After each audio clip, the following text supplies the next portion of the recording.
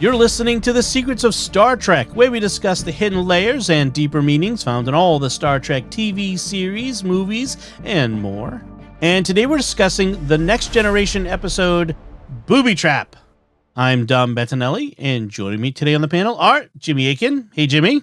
Howdy, Dom. And Father Cory Sticha. Hey, Father Cory. How's it going? Folks, be sure to stick around to the end of the episode. We have some more of your great listener feedback, and I want to encourage you to get your very own Secrets of Star Trek t-shirt or phone case or what else you get? Hats, the other things like that by visiting sqpn.com/merch. And I want to tell you about another show on the StarQuest Network you're sure to enjoy. It's not just a show. It's the Divine Office and Liturgy of the Hours of the Catholic Church, called Pray Station Portable. It's a great way to pray every day, and you can find that wherever fine podcasts are found or at sqpn.com/PSP. So, Jimmy, can you give us a recap of Booby Trap? This week we get yet another exploration of Geordi's girl problems. He just can't be successful with a girl unless he meets one who's a holodeck character.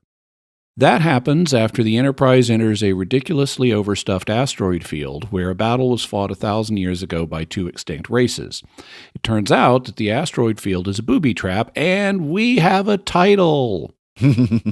The trap consists of hundreds of thousands of devices that suck energy out of ships, preventing them from moving, and then turn that energy into radiation to try to fry their crews. With the Enterprise losing energy and its shields about to go down, Geordi goes to the holodeck and calls up a program of the Utopia Planitia shipyard where the Enterprise was built. He also inadvertently calls up a hologram of one of the designers of the ship's engines, the attractive Dr. Leia Brahms. The two of them then team up to figure out how to escape the booby trap, and they start falling in love. They come up with a way that might work. It involves letting the computer make hundreds of thousands of adjustments in the ship's course on the level of microseconds, but Picard doesn't want to turn control of the ship over to a computer because humans are such better and safer pilots than computers. Geordi then comes up with a plan to generate one big microsecond burst of thrust to get inertia and then shut everything down and use the thrusters to navigate out of the ridiculously overstuffed asteroid field. Picard himself does the thruster piloting since he's the main hero of the show. And they escape the field. As we close, Geordi and the hologram share a kiss, and he shuts down the holodeck program. The end. Just in case you weren't aware that Picard is the hero of the show. Yeah. Father Cory, your impressions of this one? This is one of these episodes, I like 2/3 of it. 1/3 of it I could do without, and if they have cut that part out, it would be great. You know, the idea of this, you know, that there's this trap that ships can come into, and it can suck the energy, and, you know, okay, I mean, with the understanding that, yes, in the Star Trek universe, you can pull energy across open space. Okay, we got that. And that it can turn into radiation. Aristotle is not going to be happy. Yeah, exactly. You know, I mean, that's a very plausible thing. You know, we see things like that on Earth where there are traps that are set for enemy combatants. So it's understandable. And this idea that you have to use the inertia of the ship because any energy you expend is going to get used against you. I mean, again, that's plausible. I like the way they kind of played all that out. The whole thing with Geordi, with all the women issues and the whole thing with Leia Brahms, if they had cut all that out, was just Geordi was in there long enough to say, hey, the guys down in engineering came up with this solution. Great, do it. Right. Much better episode. Okay. How about you, Jimmy? What do you think of this one? I thought it was a little boring and paint by numbers, but, you know, it was okay. It was nice that the holodeck didn't break for once. This is one of a few holodeck episodes where the holodeck, it plays an important role in the story, but doesn't break. To me, the most interesting thing about this episode, I agree with Father Cory. I think the booby trap itself is interesting. Since this is a third season script, it's not executed as well as they would have done it in later seasons. But the booby trap concept here is interesting, and the solution they use is reasonable. To me, the most interesting thing about the episode is Leia Brahms once he gives her a personality. Mm-hmm. but it goes a little far. Later on in Next Gen, we're going to get an episode where the actual Leia Brahms shows up. Yeah. And wow, are she and Geordi not going to initially get along? Because she's married and does not like Geordi creeping on her digital image. Yeah. And she watches some of the holodeck footage of her virtual self saying that, every time you look at this engine, you're looking at me. Every time you touch it, it's me. Yeah. And she gets justly, lividly outraged by that. and so it's like, yeah, that's kind of over the top dialogue. The computer said that this construct of Leia Brahms would have a 9% personality error rate, but wow. It was wrong. But despite the fact they go too far, I like the Leia Brahms with a personality character in this. And I like the idea of reconstructing an actual person to use them as a sounding board for ideas and a colleague, This is one way. This makes some sense to me, It's like if we had that technology, yeah, we'd use it that way. And so I like the Leia Brahms character. What I don't like is it's a little boring. It's pretty paint by numbers. I find the Geordi on a date stuff at the beginning where he's in the holodeck totally cringeworthy. Yep. I agree with LeVar Burton that he insisted for coming back for season 3 of Picard that they make him an established family man, implying that he's got girl skills. Because, wow, in multiple episodes of Next Gen, he has a loser love life. Well, they do this to Harry Kim in Voyager too, right? I mean, this seems to be a pattern that they like to do. Yeah. So I don't like that, and I really hate the whole we must use a human rather than a computer to get out of this. That's just the stupidest thing in the world for reasons we can talk about. Yeah, we'll get to all those things because I want to talk about them all too. I'm not going to repeat you guys because you pretty much said what I thought about this episode as well. So let's get into the nitty gritty of it. Yes, the holodeck date establishing that Geordi is bad with women. It's very cringy. That's at the beginning of the episode. Yeah, it's the first. It's the opening sequence. Well, there is one bit of the trivia in there, which is that the gypsy violinist that he calls up is playing Hungarian Dance No. 5 by Johannes Brahms, a play on Leia Brahms' name. So that had to have been thrown in there. But I was okay. So 2 things about him programming, because this was he set up this program. Yep. He and his date are on a beach, and he snaps his fingers, and this gypsy violinist appears and starts serenading them. 2 things: he's playing Hungarian Rhapsody. And it's like, that is not a beach tune. You want to, if your date is on a beach, you need the Beach Boys or at least luau music or something. You don't want Hungarian Rhapsody. Then there's the other fact, which is everybody hates strolling gypsy violinists. I don't know if you've ever been in a restaurant in Italy, but they are not allowed to keep them out. And legally, they have to let them in. And the violinists go around to people's tables and play music at them to annoy them enough to give them money to go away. Everybody hates this. This is not a romantic thing. It was like have a string quartet in the bushes off screen, or just play music over the speaker system. Like he just as Guinan tells him, you're trying too hard, and that's what it is Geordi is just trying too hard. And I suppose, I mean, I've met I've met guys who try too hard. They go over the top on a first date and that sort of thing. But he totally gets the "it's not you, it's me. I just want to be friends." Welcome to the friend zone speech from Christy Henshaw is his date. And the idea that Geordi is not cool is like, come on, really? We know Geordi he would is. be cool. Yeah, Geordi would cool. absolutely be cool. I mean, he's no Will Riker, but yeah. I mean, I did like his conversation with Guinan though. So you're a woman, right? And she just kind of smirks. It's like, last I checked, No wonder you're terrible with women. Yeah. But she likes bald men, and she explains. And that was interesting and he asks her why, and because he says, "What's the first thing you look at for a man?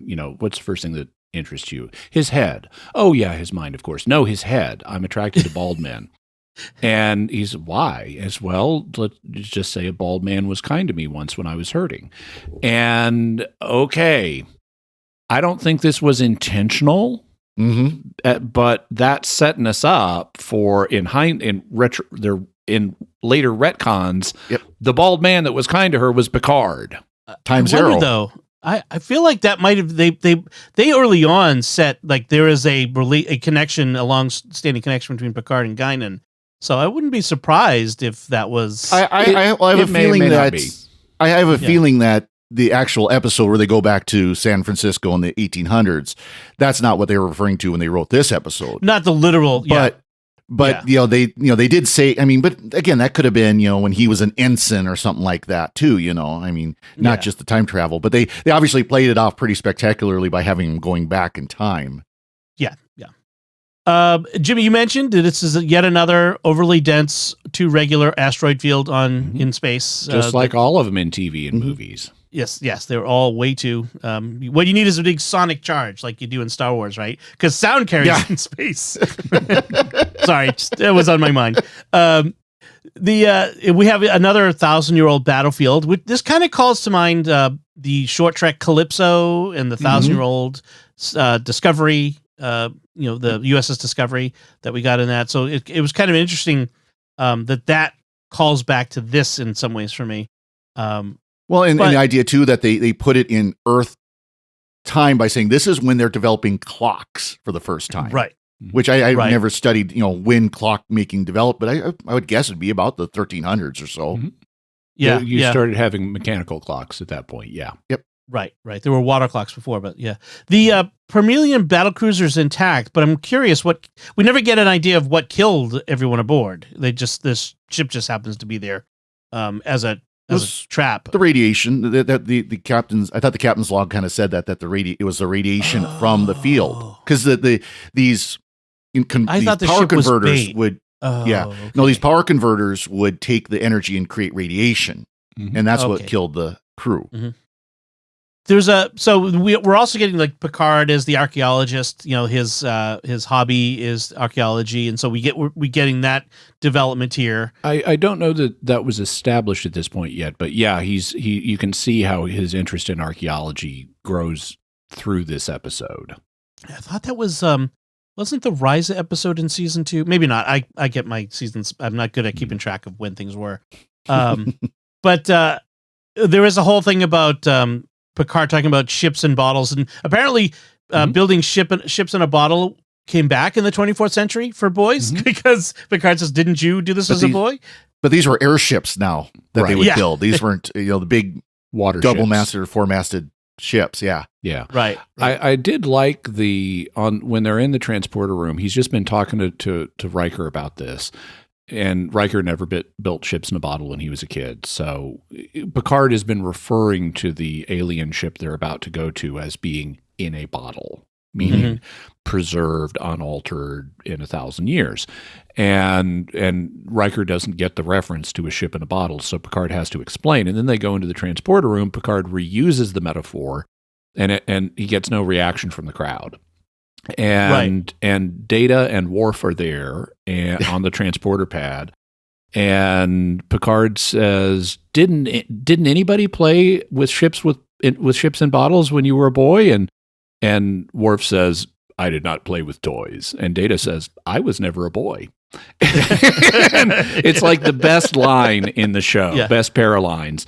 And then Miles O'Brien, who's the transporter chief at this point, comes to Picard's defense and says, "Well, I did, sir." And when they beam out, Riker looks at him kind of funny, and he says, "Hey, ships and bottles, loads of fun."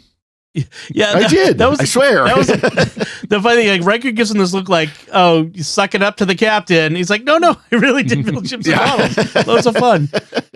There's apparently an outtake where Michael Dorn, I said I wasn't going to say this, Father Cory, but I'm going to say it anyway. But Michael Dorn flubbed the line. Instead of saying, "I did not play with toys," he said, "I do not play with boys." And then everybody cracks up laughing on the. So, yeah, Mike. But those were good. Like, I did not play with toys. I was never a boy. That's okay. Yeah. I'll get my radioactive gloves on. Yeah. So, that's a Doctor Who reference to a blown line by William Hartnell. Instead of saying radioactive drugs, he said radioactive gloves. Oh, yeah. William Hartnell with his fluffs. Yes, lots of those. Yep. So, talking about the Geordi situation here. So the trap gets activated and all that. And then Geordi, his solution to why can't the ship do this thing I want it to do? He has never before and will never again create a holodeck simulation of the building of the ship to solve a technical problem. It is it doesn't make, like, why would he decide that this is the thing to do? It doesn't make any sense. Also, they spend so long getting to the ultimate solution, because as soon as they announce the trap, I have in my, and how it works, I announce in my I have in my notes, use chemical thrusters to move. Right. Because that's the obvious solution, and they end up doing it. Right. And they go for the Tim the Toolman Taylor solution. More power. Right. Yeah, so instead what we have is Geordi creates a holodeck version of the ideal woman, a personification of the ship he loves, which reminds me of the Doctor's wife, Doctor references, when the TARDIS gets personified in a woman. And, you know, but he ends up like, they get in these debates and arguments, but this whatever this is, this creation of Leah Brahms only knows what's already in the database. Like, it's not, it can't come up with anything new. So why, like, just look at the database. Well, it can't come up with anything that's not in. Well, okay, so there is actually a problem here. The problem is he's calling on her design logs, and the design logs just say what they say. So you can't use design logs for creative thinking. The computer can do creative thinking, you know, and try to extrapolate things that might be of use to the human user. And from that perspective, it wouldn't be a problem to say, I want an interface to more easily talk to the computer. But really what you're doing is you're talking to the computer. Right. I guess it's ChatGPT. Well, I was going to say this would be the equivalent of using your, Google Assistant or Siri or whatever tied into Wikipedia and just asking it questions off of Wikipedia and it's responding. That's all it was doing originally. But then he said he brought in ChatGPT, mix it in there so it could kind of think about it a little bit, although hopefully more advanced than ChatGPT, because ChatGPT really doesn't do critical thinking. Right. It just says, what's the next word that would fit here? Yeah. ChatGPT doesn't even understand what it's saying. Correct. Right. In one of my parapsychology classes, we had an assignment to use ChatGPT to make accounts of paranormal experiences. And so everyone in class used ChatGPT to do that. And then we compared the paranormal experiences, and we all instantly agreed ChatGPT is lousy at this. Yeah. Because it wants to give everything a breathless, just imagine ending that's super significant, which is not how real paranormal experiences are. But in one of them, one of the fellow classmates had assigned ChatGPT to write a paranormal encounter about a ghost in the style of Mary Shelley. And so it came up with a short, just a few paragraphs of this town in England, and a ghost appeared to the people and floated through the public square. And it clearly did not understand what it was saying, because at one point it describes the apparition as dark, and at another point it describes the apparition as glowing. So which is it? Is it dark or is it glowing? Well, it then passed through the village square, cementing the place of the town in paranormal history forever. Yeah, a ghost goes through your town, and that's going to cement your place in history forever. Okay. Yeah. Well, first it was a black. First it was a blacklight ghost, so it was a darkly glowing ghost. But and Dom's pointed this out before when he had ChatGPT give his bio. Oh yeah, ChatGPT current AI models will do what's called hallucination. They call it AI hallucination, where it will just start making stuff up. Oh, and so it's not reliable for anything like that. But that's Leah Brahms. The Leah Brahms model in this episode is far beyond ChatGPT. This must be ChatGPT version 100, maybe. And that's the thing is sometimes as human beings, I think it helps to sometimes have a conversation, even if you're having a conversation about a technical topic with someone who doesn't know the topic. Sometimes that process of just having a conversation or a dialogue with someone can create a creative moment in your own mind where you find a solution. Spouses, couples have done this for many decades and centuries. And if, in effect, that's what happens with Geordi, because Leah has this one solution, the holographic Leah has this one solution she's locked in on, and she's not thinking outside the box at that point. But that sparks Geordi of like, let's turn this around and look at it another way. Yeah. Yeah. And some of us, there's that we need to work through problems by talking about them. Some people can just think about it or, do tests or whatever, but some of us just need to talk about the problem and figure it out. And some of us just right from the first moment say use chemical thrusters to maneuver. Exactly. The solution's right there, Geordi. I did like the fact that when Picard walked in on his holo program, he looked really guilty, like he'd been caught doing something he oughtn't do.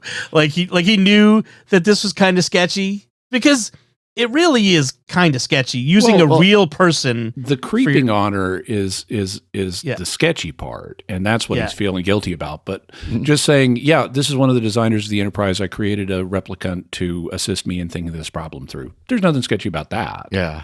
I like Picard's not in an emergency situation. Yeah. Picard says, "Oh, okay," or he just kind of has that expression of, "Yeah, this is just to work through the problem." But he doesn't say anything. He just okay and just leaves. if Leah Brahms had been Leo Brahms, a 60-year-old man, it would have been a whole different thing. I think would have felt different. Yeah, and Picard is too quick. I understand why Geordi, since he's having romantic feelings for this hologram, I understand why he's feeling guilty when Picard walks in. But I guess that's it's Geordi's guiltiness that sets Picard off, I assume, because Picard would not have a reason to be suspicious. He might be curious, who is this person that I don't recognize from the crew? But he wouldn't be suspicious or disapproving. But he goes along with it and like, okay, Geordi, whatever, just get me an answer, But then later on, and this is another writing flaw in the show, as we're getting down to like the shields have failed, we've got fatal exposure in 26 minutes, which is ridiculously precise. So you're going to hit fatal exposure at different times for different people. And you're going to have different treatments available for different people at different times. But he's in his ready room and they're in this dire situation. And all of a sudden, Picard decides to start talking to Riker about how he missed out on building ships in a bottle when he was a kid. And it's like, dude, you're less than 26 minutes away from everyone dying. Is this the moment to talk about childhood experiences and philosophy and what should have happened in your life in your broken home, Mr. Riker? Yeah. And by the way, and should we mention too the fact that let's remember the Enterprise has kids on board. Their lethal exposure is going to be much faster than the adults in good health and everything you'd find in Starfleet. maybe it's, lethal exposure for the most vulnerable aboard or whatever. But yeah, you can retcon it, but it is way too precise, as Jimmy says. It's way too. So let's talk about the computer thing. Geordi wants to turn total control over to the computer, and Picard and Riker have their misgivings. Here's the line. Riker says, "Computers have always impressed me with their ability to take orders. I'm not nearly as convinced of their ability to creatively give them." There's a computer sitting right there. Data. Yeah. Okay. Yeah. I have 3 notes on this after they embark on this discussion. Number 1, deflectors? ? Number 2, impulse dampeners? Or inertial dampers? ? And number 3, data? ? Yep. Yeah. Because their ship relies on deflectors to nudge out of the way micrometeorites and stuff like that so that they don't smack into the ship and cause massive damage at those velocities. So you're already letting the computer make microsecond level decisions about stuff. Inertial dampeners, that's what this has to happen on the microsecond level. If you are flying along at some high velocity and you've got to change the direction of the ship, you need to use artificial gravity to counterbalance those effects, or everyone is going to be flattened on a wall instantly. You are you are already letting the computer make life or death microsecond level decisions in order to run the inertial dampeners. And then you've got Mr. Data. You've given him the rank of lieutenant commander at this point. He can give orders perfectly well, and you're fine with that. Yep. And literally everything on board the ship is mediated through a computer. Like it's just everything is done is computerized. So what we have is early 80s, view of computer technology where they don't quite get, and let's be honest though, this is still an argument today with self-driving cars. In theory, if it's programmed properly, Tesla hasn't exactly shown itself to be stellar in that field. Good, but not stellar. The self-driving car should be able to drive 100 times better than humans because it can get so much more data, so much more quickly, make decisions so much more quickly, and so much more precisely. Yeah, ultimately, self-driving cars will be much safer than human drivers.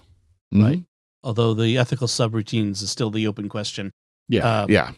So that again, this is one of the areas where Tesla has fallen down. Let's just put it that way. Yeah. But so Geordi then, because of their misgivings, they turn it all around and it becomes about the human factor, where, like you said, Jimmy, they'll use the chemical thrusters.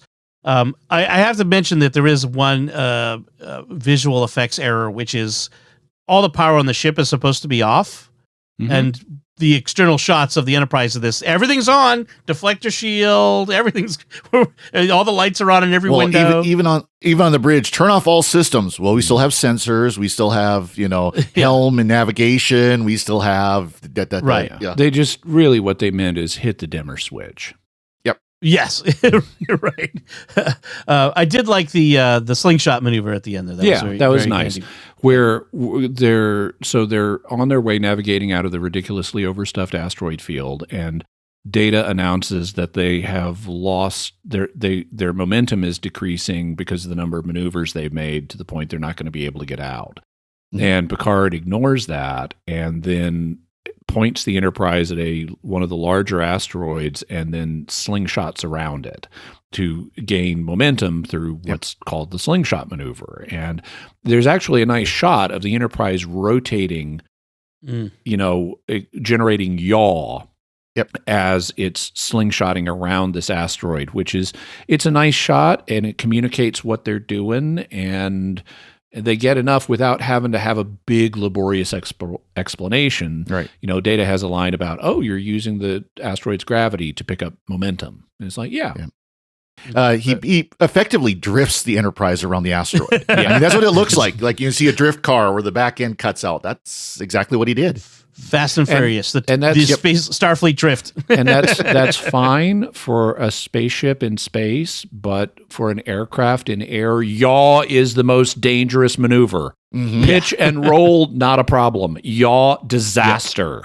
Don't do that. Flat spin. We saw that in Top Gun. Flat spins are bad.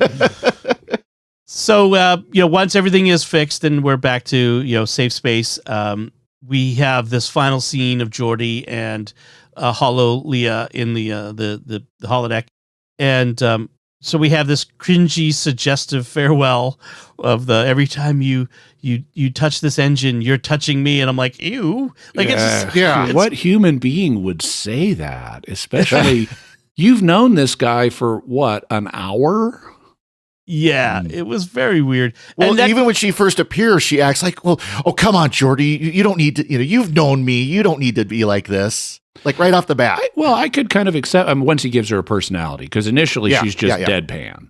Yeah. But then she gives her a personality, and I could see her doing that because this is a crisis situation, and she knows the situation. He doesn't have to tell her what's going on.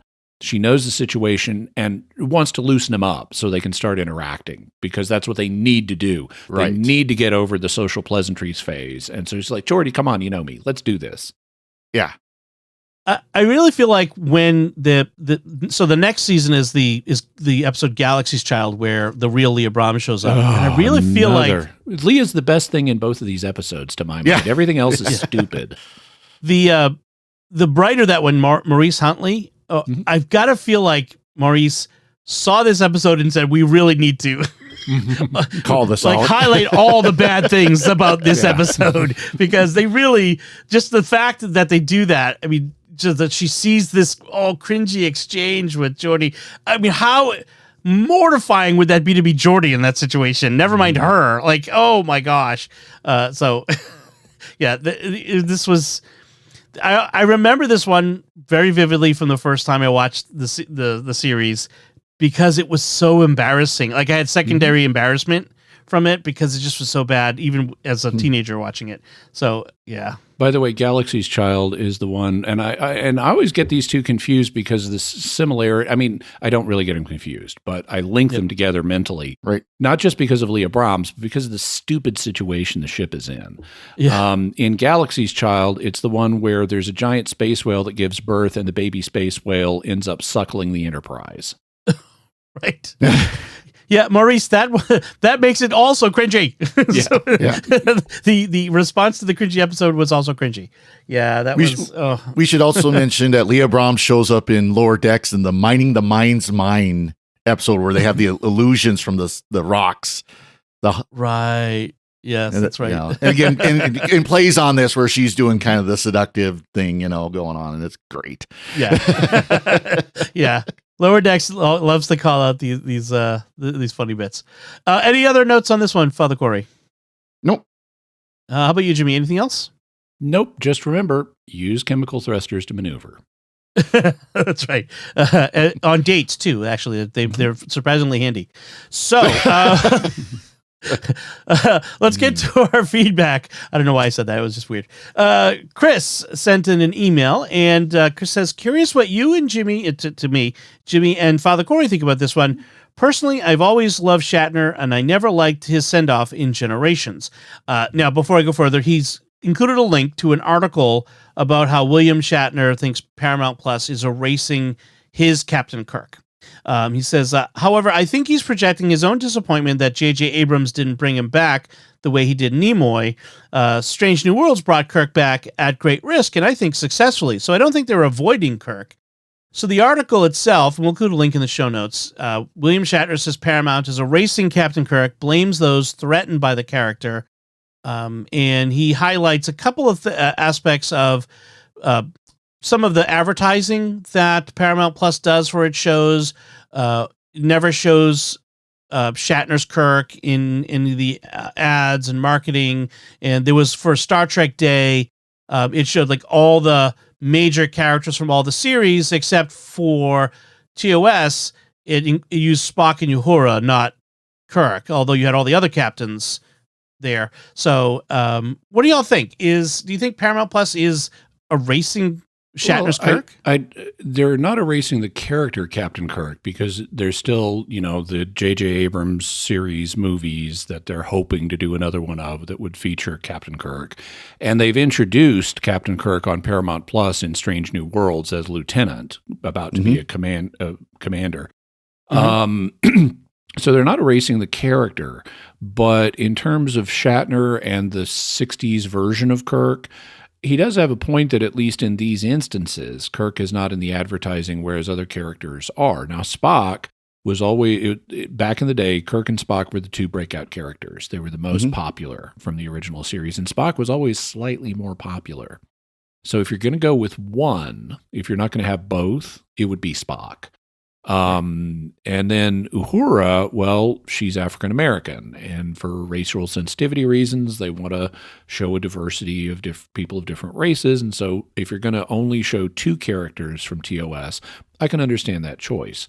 So I could say that Shatner may be a little oversensitive here, and maybe allowing his imagination to, suspect things that may not be the case. On the other hand, the people running Star Trek are hyper woke individuals, and I can easily imagine some of them saying, "Oh yeah, we don't want this womanizing macho non-soy boy dude as a figurehead. So let's just not put him in the ads." So he could be exactly right. Well, right. Well, there's a thing too, of course, both Leonard Nimoy and Michelle Nichols have passed away in the last few years.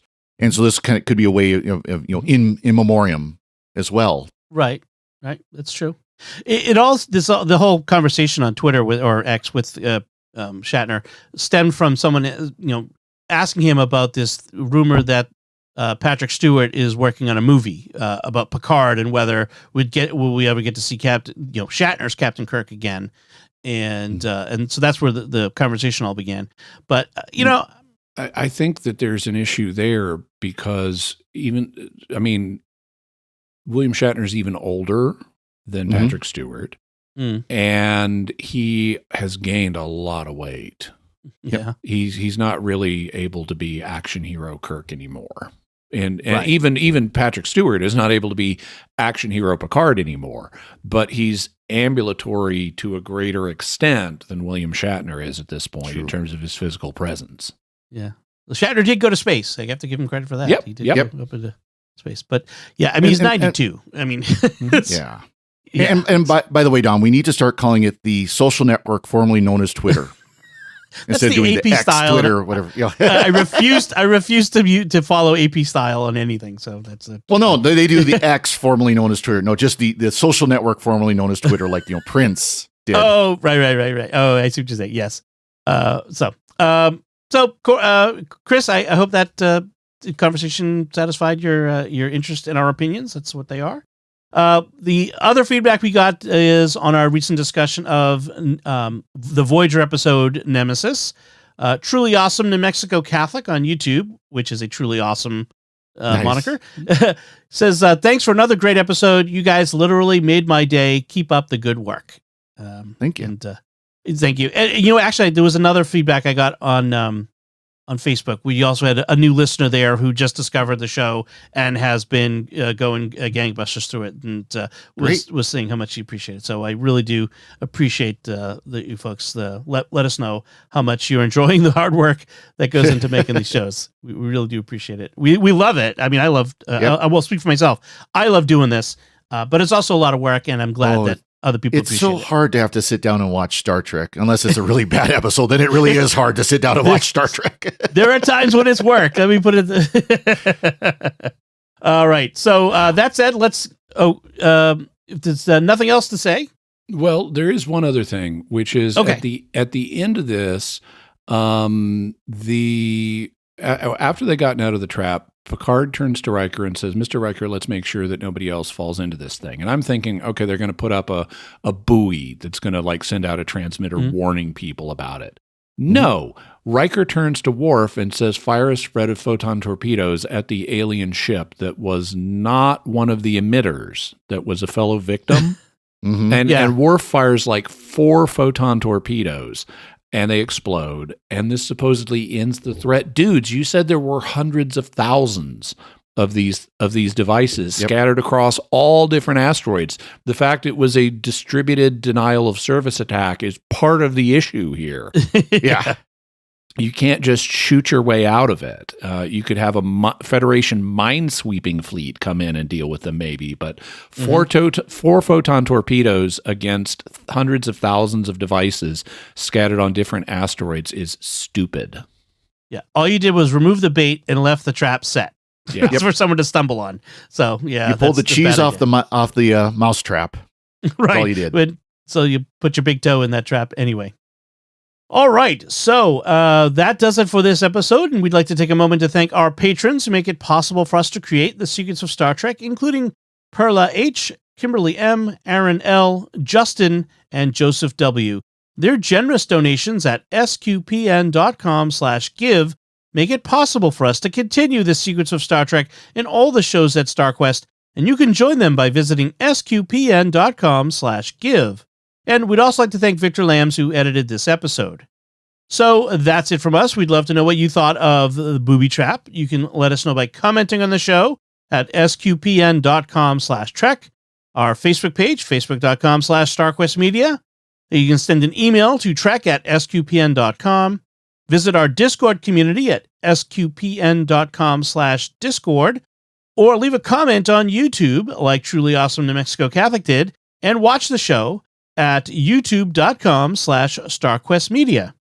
We'll be back next time when we'll be discussing the Deep Space Nine episode, Starship Down. Not to be confused with Watership Down. No rabbits in this one. Until then, Father Cory Sticha, thank you for joining me and sharing the secrets of Star Trek. It's not Periscopes Up? No. Starship Down. And Jimmy Akin, thank you as well. Thank you. Live long and prosper. And remember, whenever you're on a date on the holodeck and your date decides she doesn't want to continue the date, do not get pouty. That's just going to confirm her opinion of ditching you. And use chemical thrusters. And once again, I'm Dom Bettinelli. Thank you for listening to The Secrets of Star Trek on StarQuest. And remember, there's no way the computer can compensate for the human factor, the intuition, the experience, and the wish to stay alive. Except Dave.